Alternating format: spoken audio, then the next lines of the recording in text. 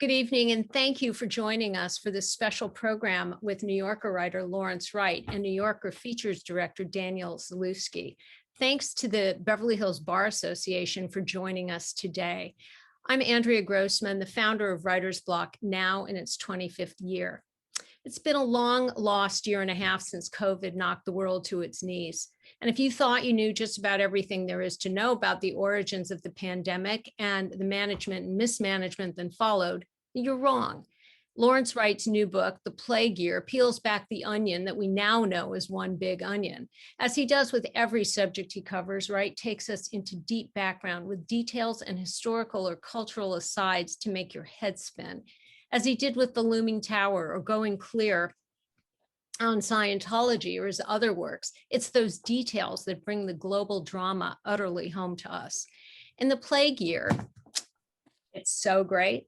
Lawrence shows us step by step how government embraced sabotage as opposed to leadership as deaths mounted. From Wuhan to New York, from Washington to Austin and beyond, Wright tells us who took this seriously at the onset and what the fallout was. The stories are still stunning. I believe this is the book that will become a primary source for future historians about America in the time of COVID. The stories are both intimate and large scale. Behind the scenes meetings between Trump and Dr. Deborah Birx in the Oval Office are entertaining and chilling at the same time. The vignette about the administration's effort to enlist celebrities in a campaign to show us that everything's really okay is so revealing. There are so many surprises in this book, and you will have questions. Email them to us at reservations@writersblockpresents.com, and we'll try to get to them. Daniel Zalewski, the features director for The New Yorker, is partially responsible for encouraging Lawrence to turn his magnificent article from several months ago into a book. He's also written profiles for the magazine, and we're so delighted to welcome him to Writer's Block. I urge you to visit our website to get to the book link at Skylight Books to grab a copy with signed book plates.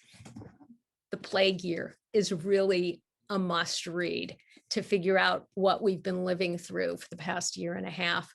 Again, email your questions to reservations@writersblockpresents.com. Thank you. I'm so delighted to present Lawrence Wright and Daniel Zalewski. Thank you very much.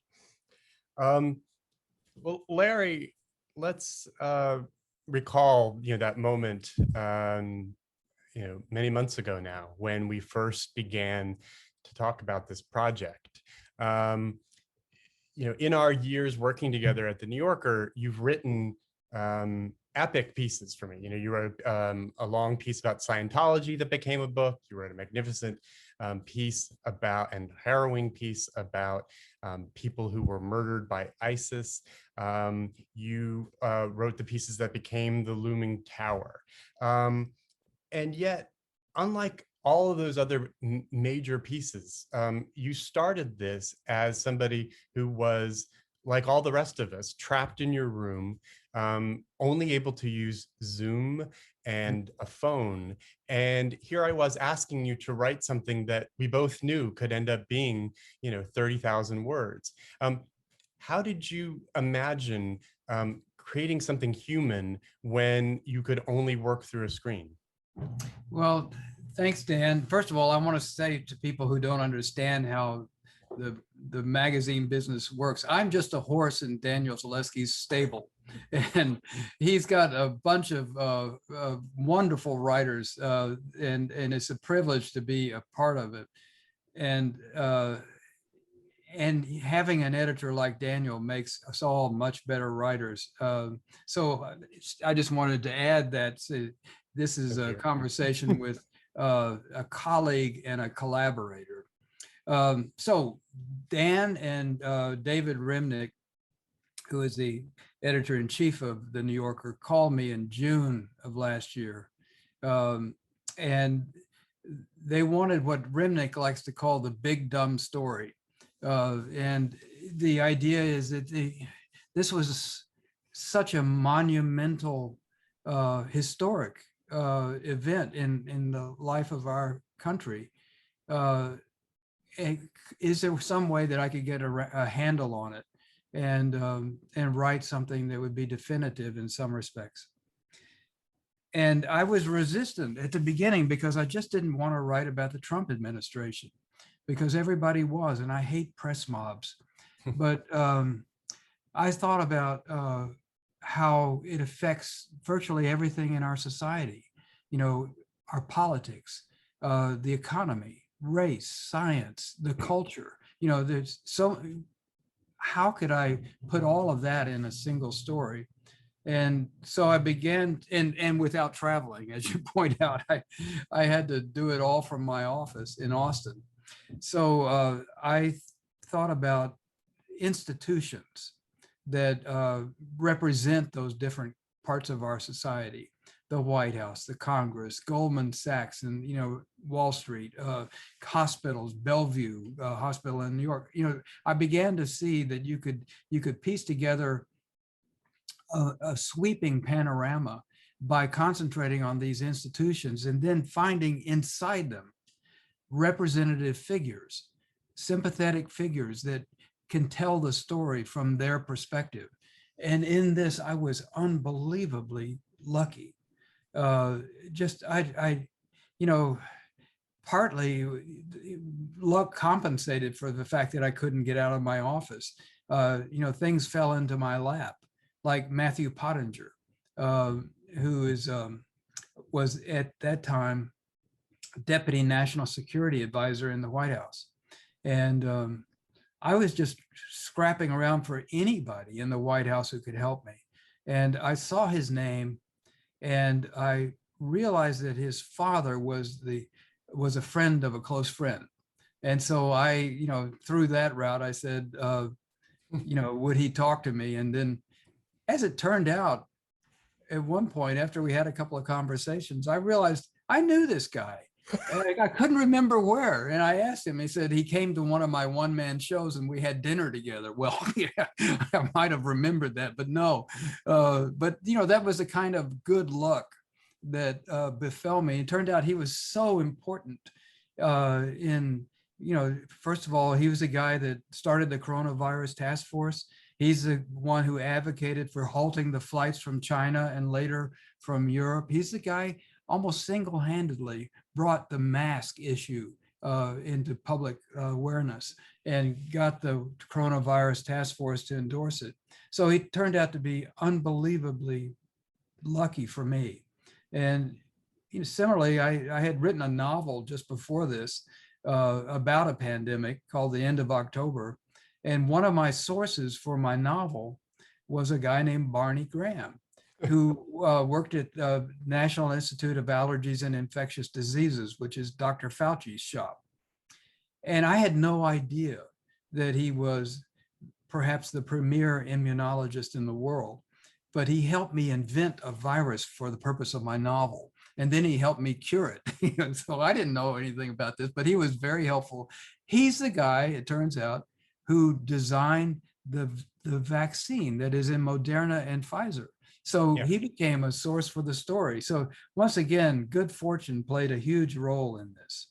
Well, in a way, it's good fortune, but I mean, this is one of the reasons. I myself, as an editor, when I discussed this with Remnick, because he and I kind of talked about this together as an idea, and I'll admit that I initially had the kind of revulsion that it looked like we would be trying to create some kind of self-important document about this very serious and emotional thing we were all going through, and that it risked becoming a kind of bid for prizes kind of piece, which I always think is a sterile way to do journalism. And then I thought about it further and I realized with you, it couldn't end up that way. And even as you discuss, I organized it, I thought about institution, it's always comes down to these kinds of human dynamics, these human relationships, and this warmth, so much with journalism. I mean, one of our most esteemed colleagues, Janet Malcolm, has written, very brilliantly about some of the kind of cold machinations that a journalist must sometimes engage in order to get the story she wishes.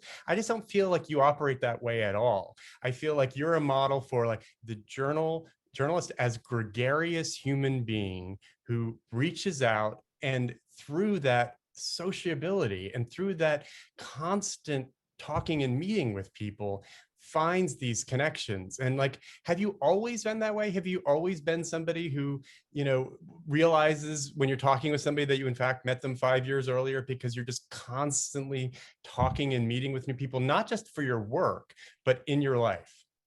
No. Oh, wow. All right. Well, I would say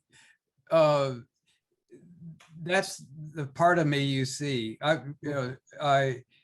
I'm actually very solitary. My writer's life is Yeah. very confined in many respects, and I love going out and interviewing people, and that's the sociable side of me. But I never go out to lunch, for instance.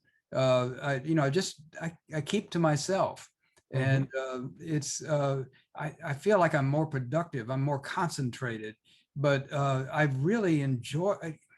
I guess I would reframe what you're saying a little bit. I think that empathy is probably the emotion that I characterizes a lot of my writing. And, it's sometimes embarrassing to me because I can tell a story and my voice will start to choke up. I feel a little embarrassed about that. But in a way, when you're writing, if you feel those nerves tingling, your tear ducts beginning to work, that you're reaching into something. And I often look for those moments where it's funny, or sometimes when I'm writing, I'll laugh. Sometimes I'll cry. I don't know if Janet Malcolm does that. I wouldn't speak for her, but I think having an emotional arsenal is a great tool for a writer, because it commands you to get further inside your character's skin. Well, I bring this up in part because this book and the original article that you wrote, part of the strength of it was that it tacked between figures of real note, people like Deborah Birx or Barney Graham, the inventor of the kind of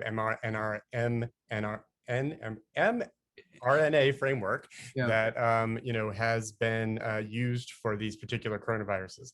But what really, I think, makes this whole project special is that it tacks between this very big picture, looking at the Trump battles within the White House, and then we meet individual ordinary Americans like Ebony Hilton, and see how this whole plague that has descended on our nation is affecting both people in power and how they're failing, but also we're witnessing the struggles of nurses, of doctors, of just everyday Americans to come up to the struggle. And to me, there's this really moving counterpoint where we see our leaders, by and large, failing, and we see our citizens rising to the challenge. Yeah, I think it's a good analogy. When with all the people that I met or talked to, one of the things that I found is this huge reservoir of unexpressed grief. I think that was the thing that was most, if you were asking me how, this sort of different from a lot of the coverage, so much tragedy is involved in this. And I think so much of the coverage had to do with, trying to get, politics of it, and, the race for vaccines and, CDC's problems, which were immense, but the losses, that was what was missing from the wider picture. And it wasn't that I set out to find that, but just by talking to people, I began to realize the depth of loss that the country has experienced. This is a project that has, as you've already kind of said, 40 moving parts, themes and different locations, and you had to kind of fit them together in the shape of a mosaic. Did you just let chronology be your guide? Did you create, I know that you're kind of famous for your cork boards and your, your kind of 3x5 cards, and a kind of way of organizing your research in a visual way for yourself, so that you can kind of see the structure in front of you as you begin to put together a narrative. But, to me, there's a power and a momentum in the fact that you built something so large out of a series of quite small set pieces. I mean, each individual chapter in both the article and the book, they're not that long, and they're all kind of distilled and fleet, and yet they have to then continually build and speak with one another. And, as you wrote, would you be frantically moving pieces around, or how did it progress for you? Did you kind of have to map it out and then the writing came, or was it more improvised? Well, one of the times when we talked in the process of this, I had conceived that each of these areas of study, like the White House and Goldman Sachs and whatever, Wall Street, they would be self-contained. Mm-hmm. And that, I would try to hit them at the moment that they fell in the chronology, but then just stick with it. And you advised me, to try to make it more continual, so that, I would plant a part of the Wall Street story when it happened, establish a character, and then come back to that, as it played out, so that even though we do have concentrations on, Broadway or something like that, the movement is the river that it's flowing down is time. I'm trying to adhere to the chronology, but I'm also trying to enlist these characters at the moment when they are most important, and then not forget them, because once established in the reader's mind, you want to know what happened to them. And it was helpful to me to then go back, and I found parts of their stories that I hadn't anticipated because I decided to follow them out. Yeah, absolutely. Part of what a retroactive look like this does, it does note moments of grief, and moments of heroism. It also, in a policy way, takes some real shots at some mistakes that were made by our government, by our leaders, by foreign governments. Let's talk about one of them. Like, what happened at the CDC? In some ways, this is an institution that you had tremendous respect for. I mean, you'd done reporting there in the past. You didn't go into this project thinking that you were going to be rendering a portrait of a great institution, at its lowest point. How did that unfold for you? Were you shocked by what you uncovered? I was horribly shocked. You're right. When I was a young reporter, I thought that it was a noble institution, the example of what government does best. And, it has sterling, it was the most famous public health institution in the whole world. There are CDCs in countries all over the planet that are modeled exactly on our CDC original. And so to see it stumble so badly, and then you have to chronicle that myself, like writing an obituary for something that I really valued. But we have to realize that it failed the task.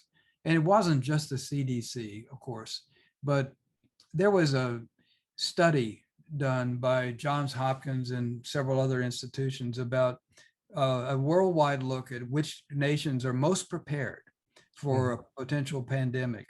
And number one was the United States. Number two was the United Kingdom. And we turned out like number 1 and 2 at the worst, there were a lot of problems. Institutional problems was a big part of it. CDC failed the test, and literally failed making the test.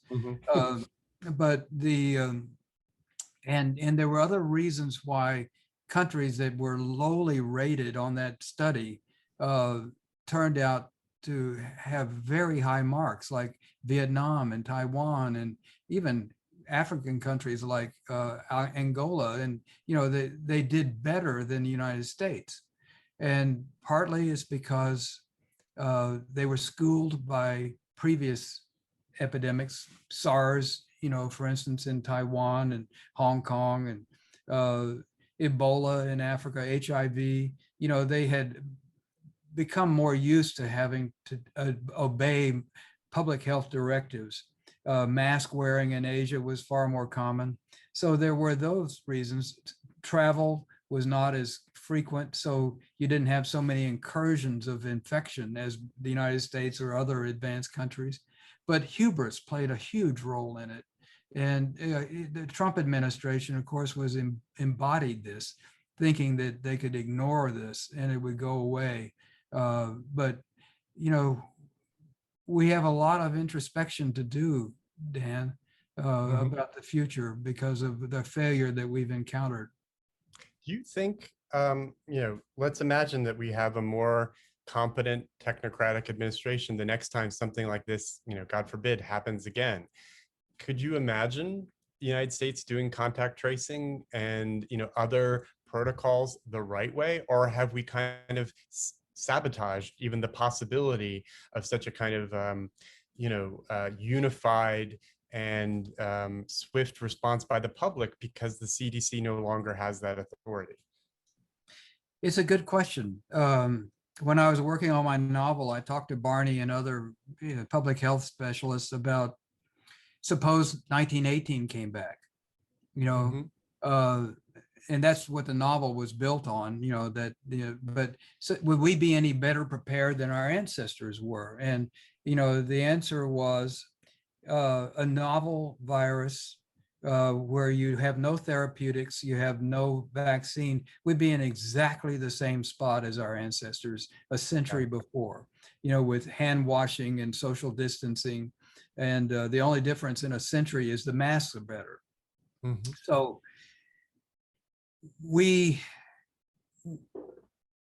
could, I wrote a piece for the magazine that's incorporated in the book, my conversations with Gianna Pomata, who's an epidemiologist. Well, she's a medical historian who retired from Johns Hopkins, and she lives in Bologna. And I asked her about pandemics of the past and, what came to mind as a parallel. And she put her finger on the Black Death, the bubonic plague in Italy in the 14th century, not because of the scale of death. I mean, the plague killed a third of Europe, but what happened is it changed people's minds. Things weren't working in the Middle Ages, and medicine in particular failed them. And so this catastrophe opened people's minds, and fresh thinking came in, and that fresh thinking led to the Renaissance. Now, I'm not advertising that we're going to have a Renaissance, but we could make changes. And, the pandemic is like an X-ray that allowed us to see in our society at all the broken places. Compare that to what we've learned to that study that said we were #1 in preparedness. Those two things are, before and after.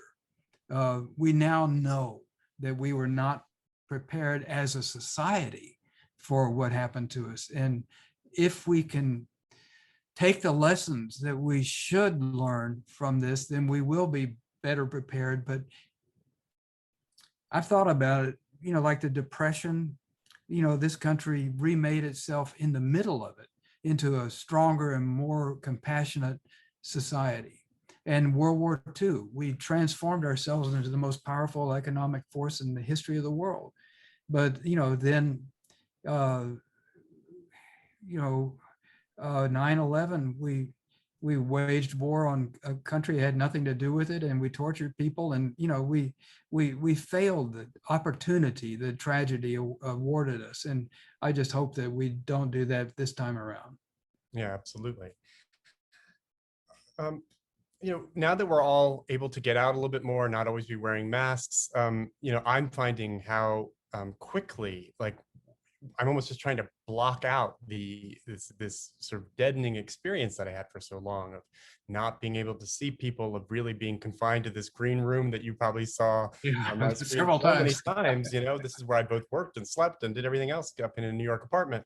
But, Austin is sort of a character in your book, Where You Live in Texas, in a not overused way, but like in these kind of key emotional moments.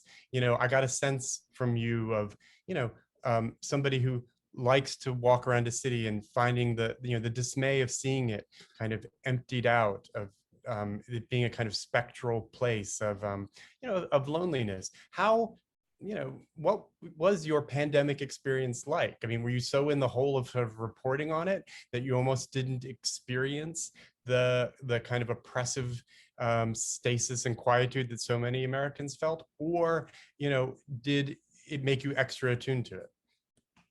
Dan, I want to say how grateful I am that you and David gave me something to do. I'm not good about, I have to be occupied. And this, this could have been a catastrophe for me.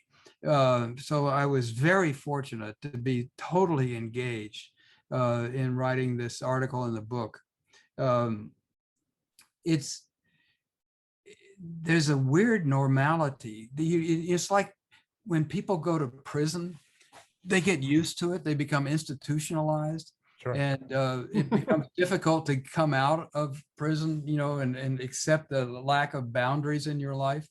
And I find that that a lot of my friends are having a little trouble coming out of the cage. Yeah. It's an odd experience, and I think this has a lot to do with, there are people who are reluctant to go back to work. I'll get in trouble by saying this, but my wife said the other day, I miss the pandemic. It had to do with, not having social obligations.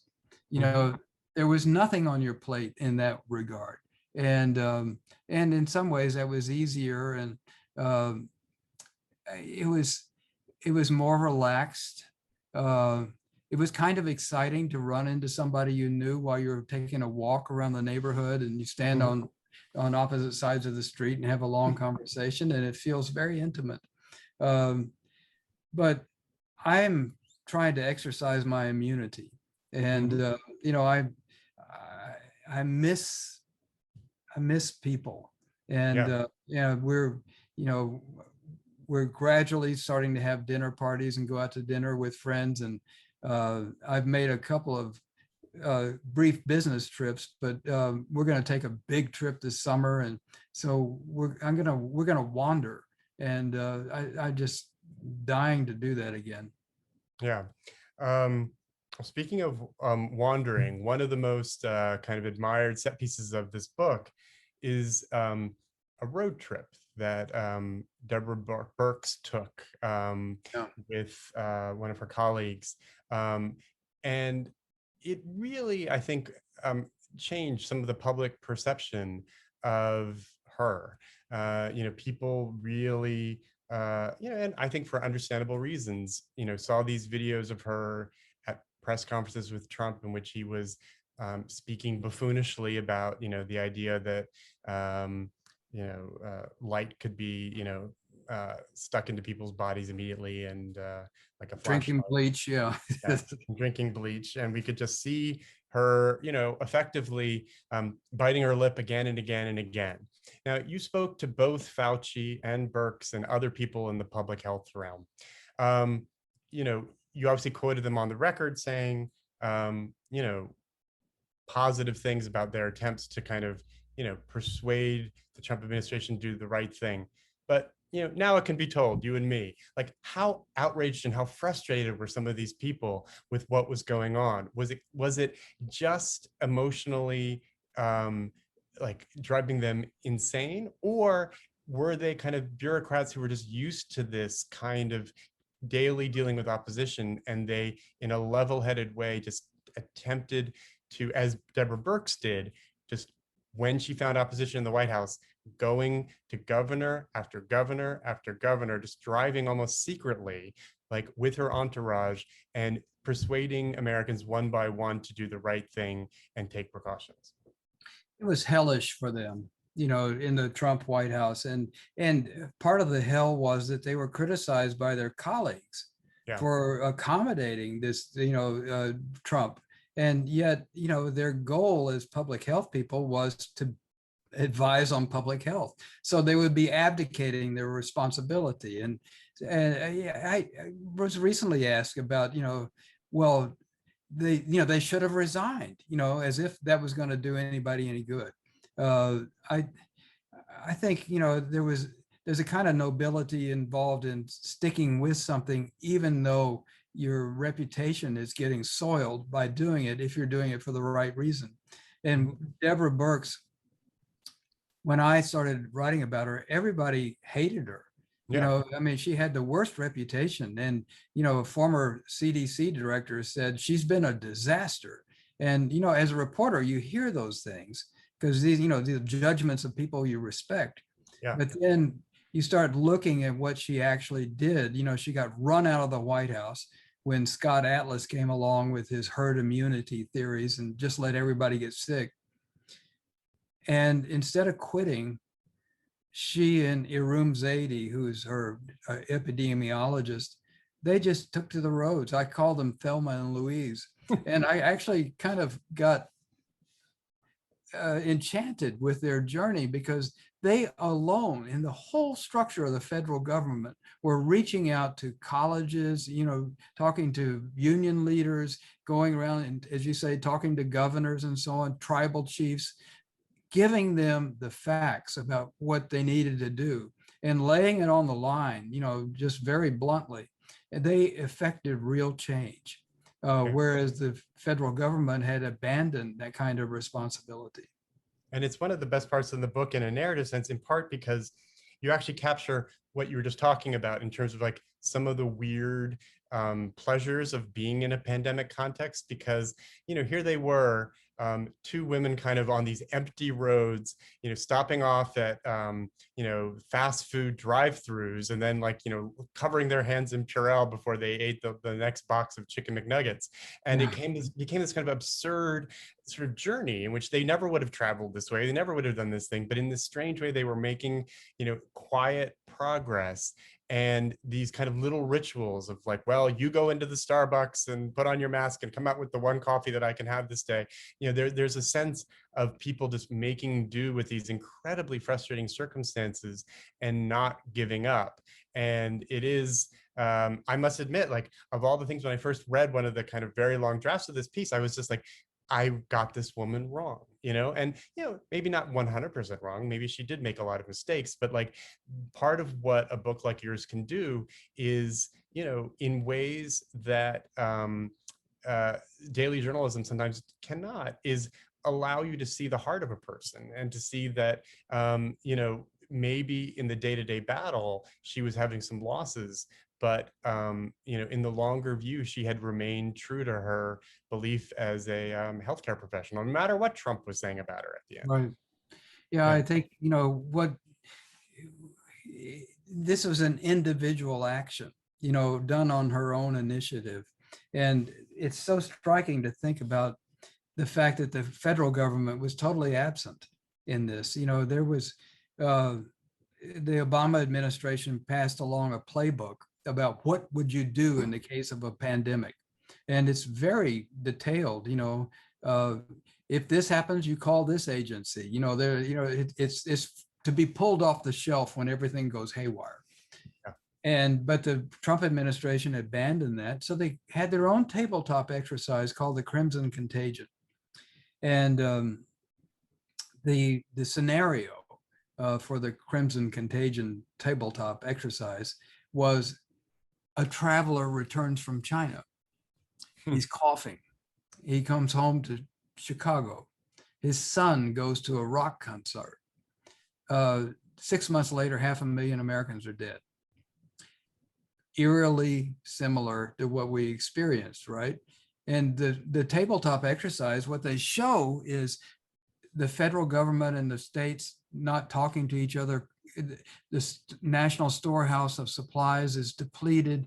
The government gets more bollocks every month as it gets further along into it. Everything that actually happened had been envisioned by the Trump administration itself.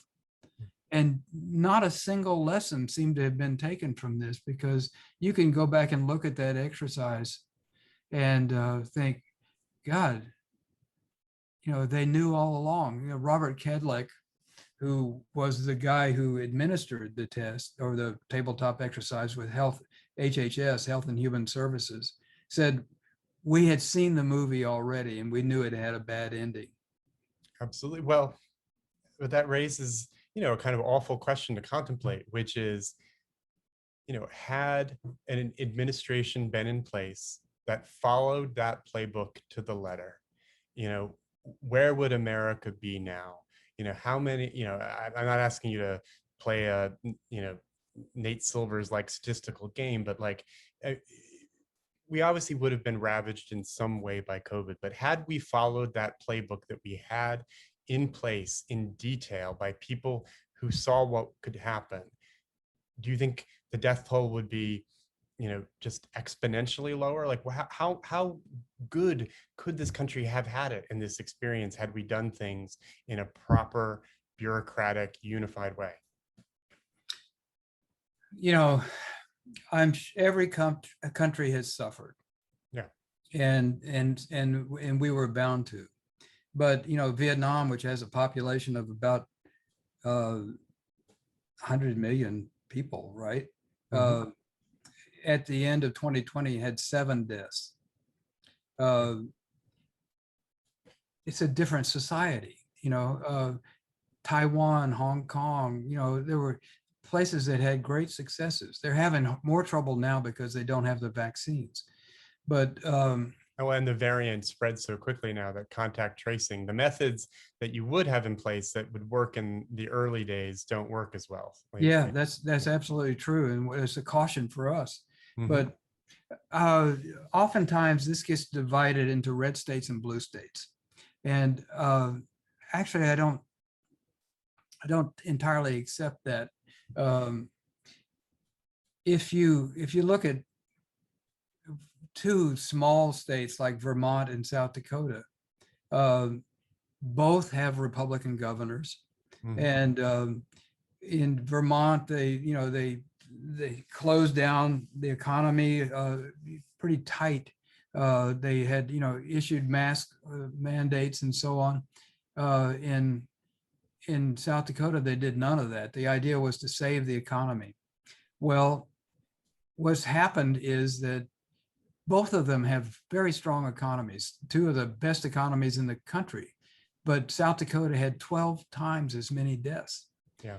And then look at a state like West Virginia, just to take a pure Republican example. The governor there is a 6'7" billionaire coal baron, not the kind of guy that you would normally think of as a bleeding heart liberal. He's not a liberal in any respect, but he told his own constituents, look, West Virginia is probably the oldest state, in terms of its demographics. The sickest state. We've got diabetes, we got overweight, we got lung problems. There's no other state that has more medical problems than we do. And but we are a love thy neighbor state, and we have to take care of each other. So within a couple of weeks, he had tested every single person in the nursing homes in West Virginia. Now, you may not agree with his methods. Like, there are the lotteries that are going on right now, like in Ohio, you can win $1 million. And in West Virginia, you can get a gun or a pickup truck, something that people really relate to. But every night he would read out the names of the people that passed away. I think that made a huge difference. And, he had, he'd codes for, degree of danger to go open schools and so on, constantly trying to inform his constituents and protect them. And West Virginia was a state that would have been doomed by this. And I'm not saying it's at the top of the list, but given all of its liabilities, it's been amazing what they succeeded in doing. Had even that level of compassion been evident at the top of the federal government, we would have had a completely different experience. Absolutely. One question I had about, now that we are beginning to reopen, and, I know you're not going on a conventional book tour, you're doing events like this, but are there people from this book, people who you only ever got to speak with on the phone, who you will, get to meet, someone like Ebony Hilton? I just wondered, like, are some of the people who are, the readers of this book will get to know, have you been able to like shake their hand or give them a hug or anything like that? No, I'm dying to, when you're a reporter, you develop relationships with your sources. They're hard to describe because it's not exactly friendship, although a lot of times sources become friends, but you're a conduit for their story. And there's a relationship in that. I come to you as a reporter, and you may be the world's greatest expert on so-and-so, and you're pretty impatient with me because I don't know anything.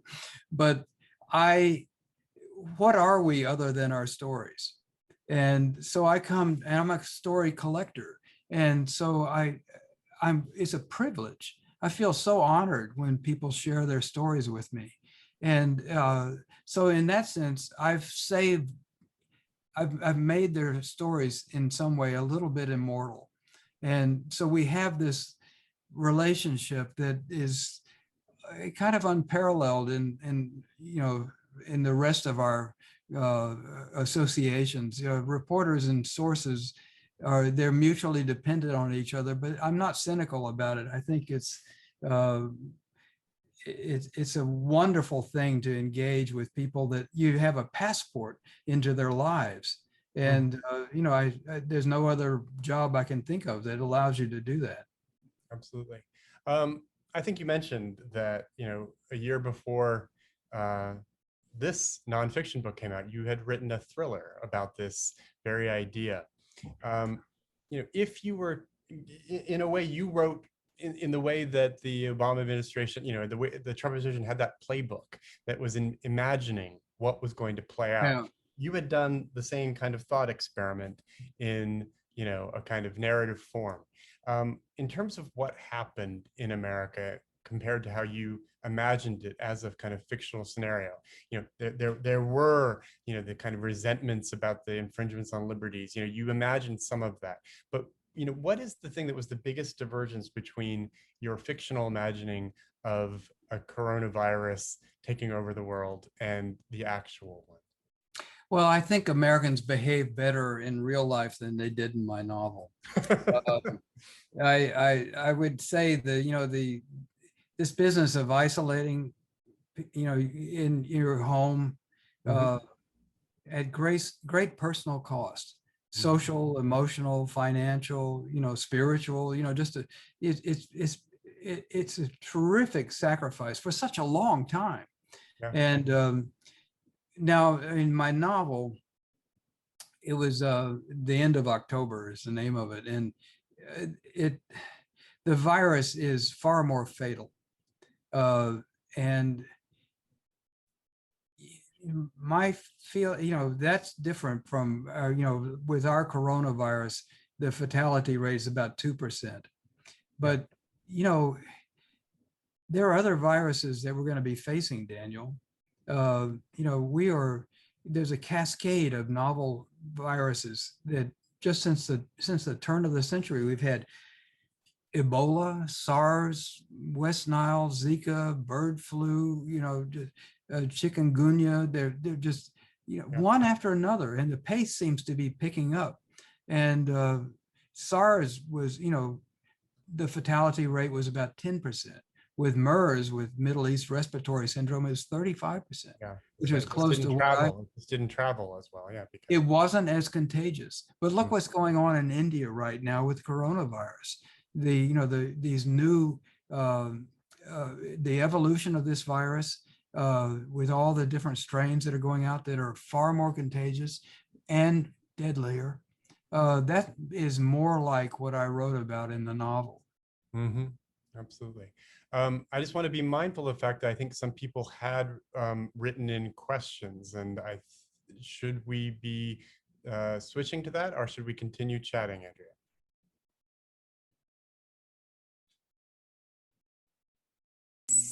I'm here. Oh. Hi. Hello.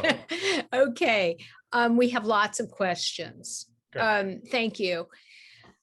So experts in public health have been arguing that the CDC should be an independent, non-government agency to maintain impartiality and neutrality. What are your thoughts on that? Well, until the Trump administration, it hadn't been a problem. I think the politicization of the CDC was singular. I don't see it happening now. There's a question that even people in CDC in Atlanta ask themselves is, are they in the wrong place? Maybe they should be in Washington where they'd have a stronger presence. That may be, there may be an argument for that. It was, it was placed in Atlanta because it, was trying to attack some diseases that were endemic in the South. And it did a wonderful job, but then it began to take on other responsibilities and it became more of a national institution. It does need support in Washington and it's not getting it, or it hasn't been getting it during the Trump administration. Will the Biden administration give it more support? Well, they already have appointed a stronger director, and nothing against Robert Redfield, who was the director of the CDC under the Trump administration, but he didn't defend his organization and he didn't push back against the politicization that took place. And I think that created a lot of demoralization inside that what was once a great agency. And I'm hopeful that Rochelle Walensky will be able to revivify the CDC. How did people under Redfield, how did the CDC scientists and physicians and researchers respond to Redfield? Andrea, that's just my question. I'm going to answer it honestly, which is they were afraid to talk. This is, the administration was peering over their shoulders. It was manipulating their scientific data. It was, and people that I talked to, I was lucky to talk to anybody. It was hard for me to get interviews at the CDC because of that. And, I think there's a sense of liberation at CDC now, but when I was doing my story, I had to be careful about, I might ask the questions, but there are answers that they couldn't respond. Yeah, I read that he's an evangelical Christian and objected to condom use during the AIDS? During the AIDS thing. He was an AIDS researcher, and it could be that, Trump decided to appoint him to placate the evangelical community. I don't know that, but he was a significant AIDS researcher, and to his credit, one of the things he demonstrated is that it was a heterosexual disease as well, and it removed some of the stigma about it being a gay cancer, which had haunted AIDS patients forever. What are your thoughts on given the direction by Washington to pursue a further investigation into the Wuhan lab leak as the basis for the COVID pandemic? What are your thoughts about that? Speaking of, the China flu, referring back to, to certain tropes that we heard at the beginning of all this. Andrea, there are two propositions without evidence. One is that this virus emerged from nature, probably from a bat, perhaps from a bat to an intermediate animal and into human. Or it was a bat virus that was manipulated in a lab and leaked out somehow as an accident. And scientists are divided on this. SARS came from nature, came from a bat. It may have gone through a civet cat, but there's a bat virus that's almost identical to SARS-1, the 2002, 2003 epidemic that came out of China. But so far for what is called SARS-CoV-2, which is the virus that causes COVID-19, there's no animal model. We haven't found it in bats or other animals. So there's no evidence for it. Originally, the idea was it came out of a wet market in Wuhan, where they take wild animals and slaughter them, and but there weren't wild animals in the Wuhan wet market that had this virus. So that initial story fell apart, and it hasn't been replaced with any kind of evidence. Now, on the other hand, then you have the lab leak. I don't think people appreciate how not common, but not rare these occasions are.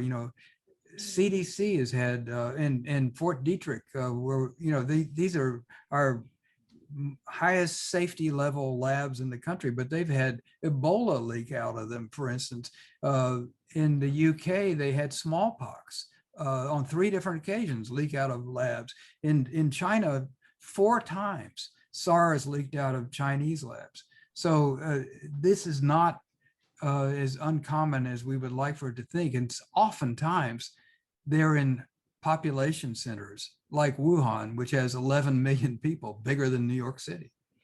So in the animal perspective, with SARS-1, there were examples of how the virus evolved to become a human disease through blood samples that we can go back and look at. And you can see that it was making an attempt to evolve, and it got to this level, and then another incursion happened.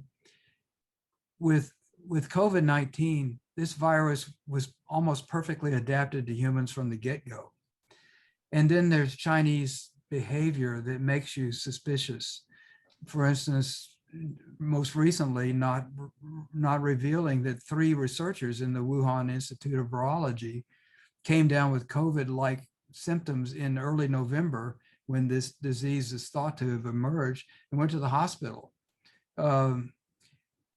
With the original SARS, the Chinese hid the epidemic. When World Health authorities went to China to find out what was going on, the Chinese authorities took patients out of hospitals and put them in ambulances and taxis until the authorities left. And the international health regulations were changed as a result of this to try to encourage more transparency. And this is the first test in China since those new regulations have come apart. If the Chinese had been more transparent this time around, I don't think the suspicion about the lab leak would be quite as powerful as it is right now.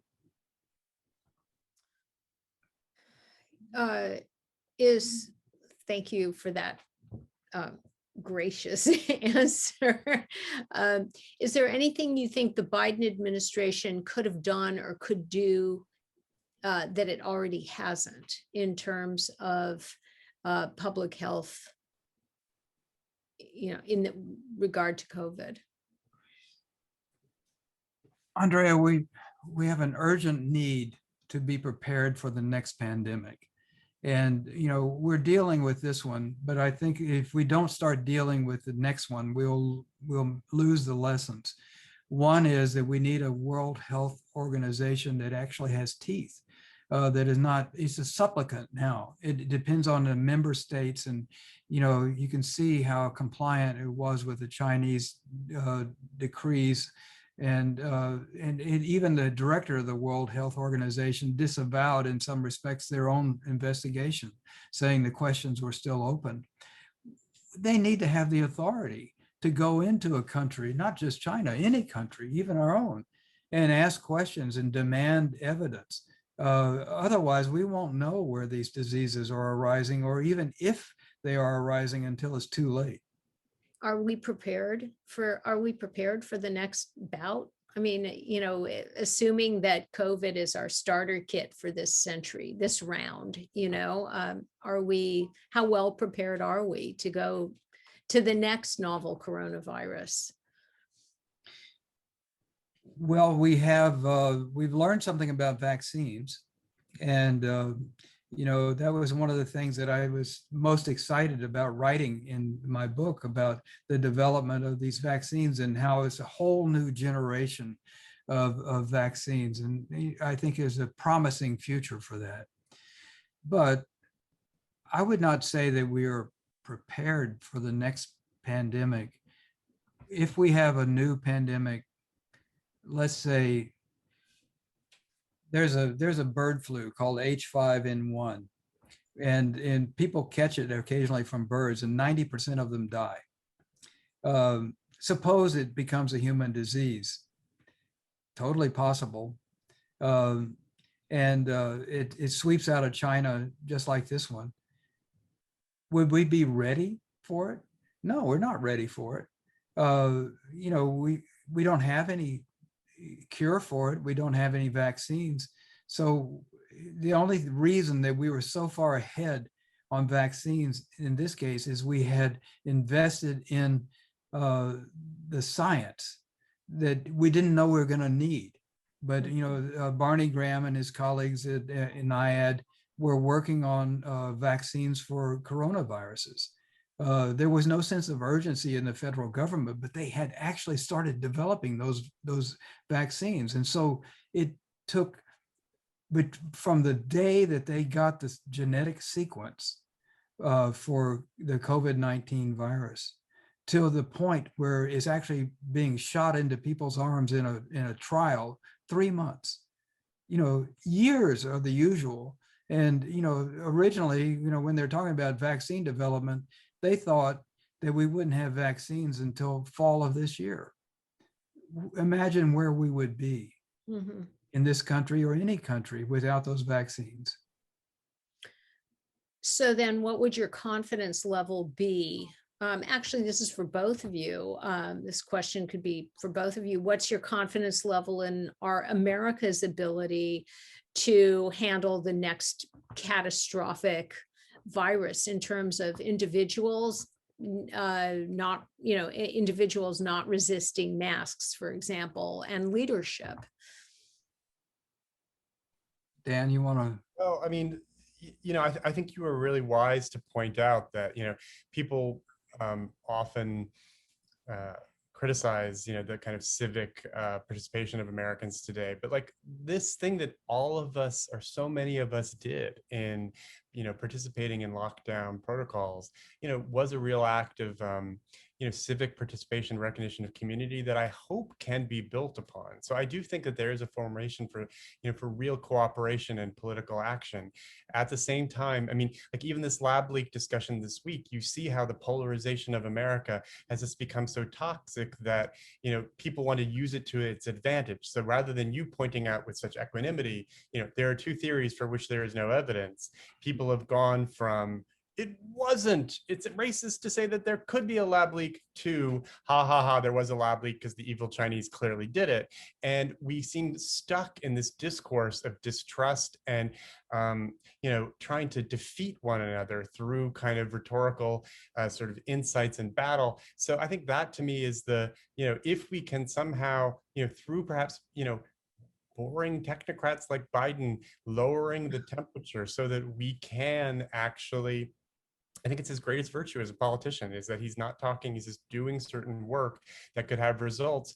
Then it could maybe just make both sides a little bit less agitated, a little bit less lusting for victory. And then maybe when we do need to act communally, the next time a pandemic happens, we could be better. I mean, that's my best hope.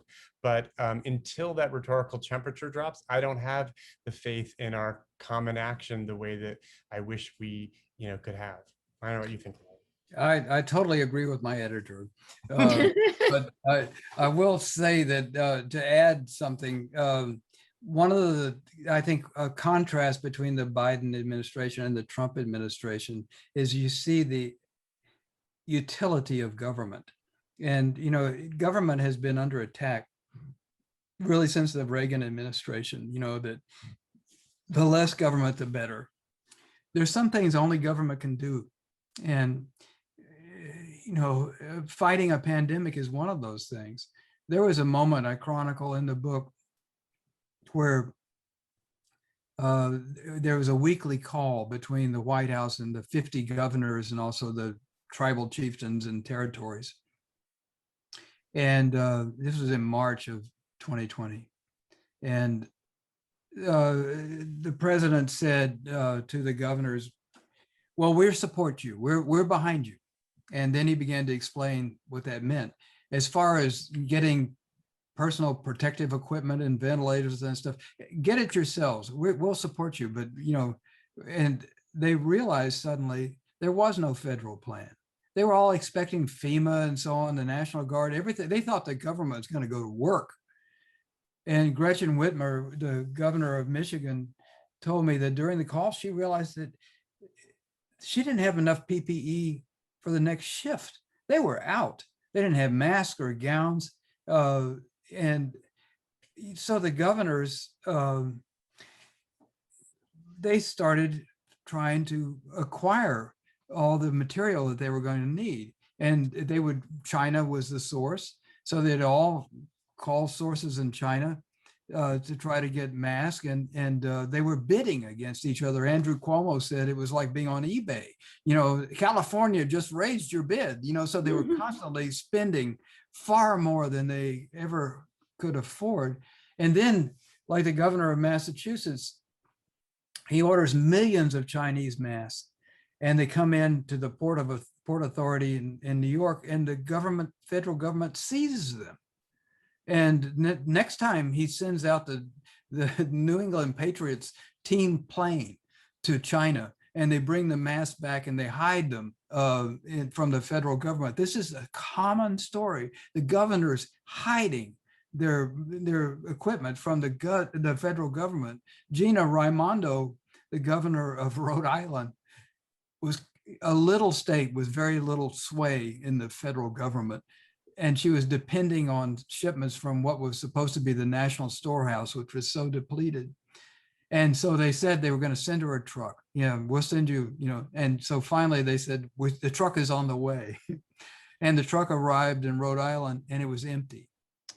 The federal government sent an empty truck. And in my mind, that's like the perfect representation of what the federal government actually did during this horrible pandemic. Before we close, I want to just move to have a little diversion. I understand you're working on a musical podcast, not about COVID, but something else. Can you talk about that? I guess this is kind of discordant for a lot of people. Exactly, but I'm trying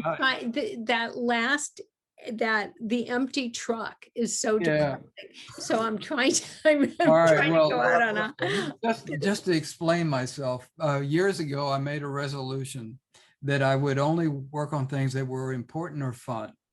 And I found, you know, life offers you many opportunities. And so, you know, how do you distinguish what you're going to do? And I didn't want to just have no fun. You know, I like having fun. So, but, you know, important things come up and I devote myself to them. But writing a musical about Texas politics, which inherently makes you want to sing and dance, has been more fun than almost anything I've done. And we're making a deal on this podcast. It was going to be originally, I'd hoped it would be a Broadway musical, but like so much in our society, Broadway shut down. So I decided to turn it into a podcast. And I and my collaborators, we've written 50 songs, and you know, it's just been a blast. So one day I hope you'll have you just have to realize this about Larry. I mean, you know, because you think, oh, he's a New Yorker staff writer, and you kind of assume a certain kind of life. You know, he plays in a band. You know, he wrote a screenplay about the romance of Richard Burton and Liz Taylor and the making of the Cleopatra movie. He's always kind of totally throwing me with this, like with the fun projects. And sometimes I have to wait for, 3 or 4 months for him to finish up, but it's part of what makes him, such a he's good company in person and on the page. And you just, but it's a fascinating mix because he he does an Al-Qaeda book and then he's writing about, Liz Taylor, on the side. So it's like it's a rare and really fun combination. No one else makes sense to me, It does. And doing a podcast over a Broadway show makes a lot more sense too, because more people can hang out with you on your podcast. Yeah, I've had a lot of fun doing this.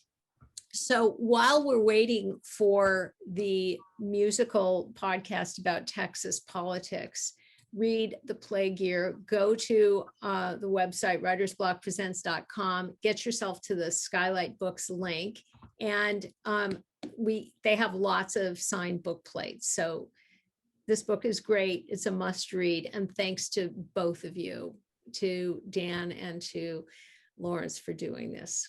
Great. Thank you, Andrea. And Dan, thanks. Appreciate your conversation. It was fun and serious. All right. Bye-bye. Bye-bye. Thank you. Take care. Bye-bye.